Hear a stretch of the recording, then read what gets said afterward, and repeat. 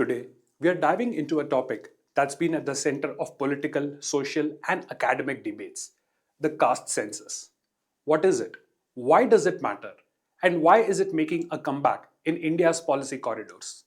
Let's unpack this with reason, facts, and clarity.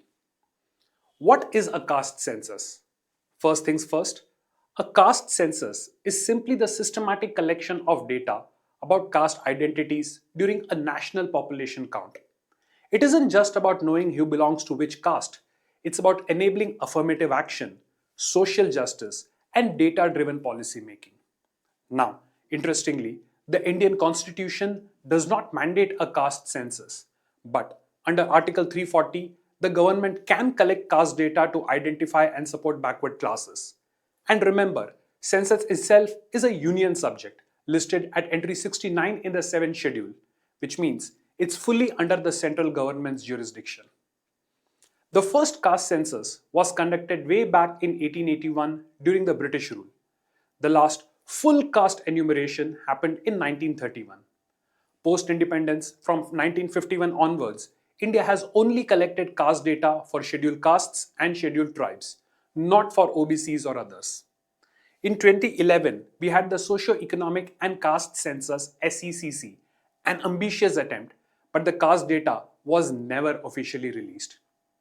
Now let's get to the heart of the matter. Why now? Data-driven affirmative action. We think OBCs form around 50% of the population.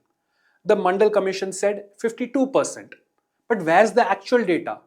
Bihar's 23 caste survey revealed OBC plus EBC at 63%.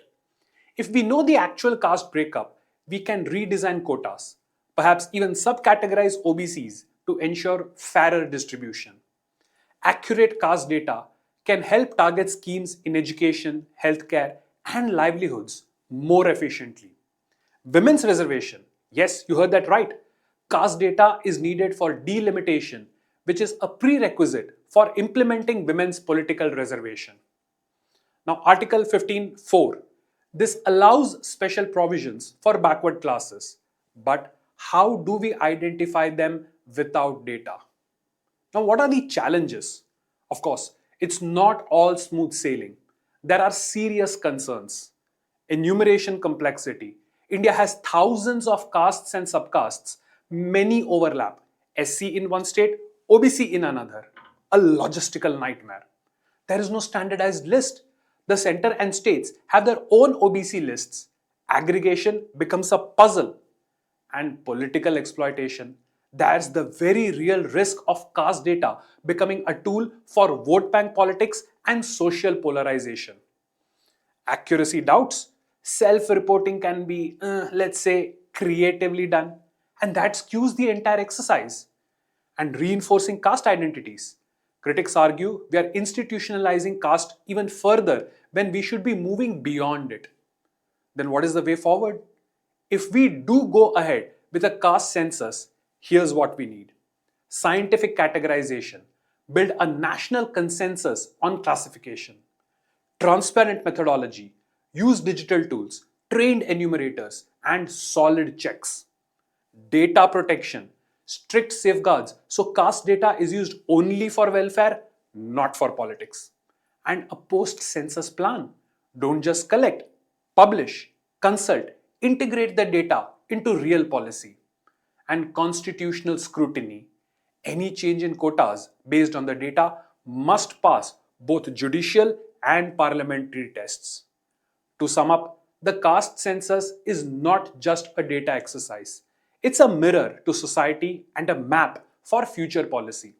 If done right, with transparency, integrity, and restraint, it could redefine the path of affirmative action for the next generation. But if done carelessly or politically, it could take us a few steps backward. Either way, this is one debate India cannot afford to ignore. If you found this helpful, do like, share, and subscribe. Drop your thoughts in the comments. Is a caste census necessary or not? But let's keep this conversation informed, respectful, and forward-looking.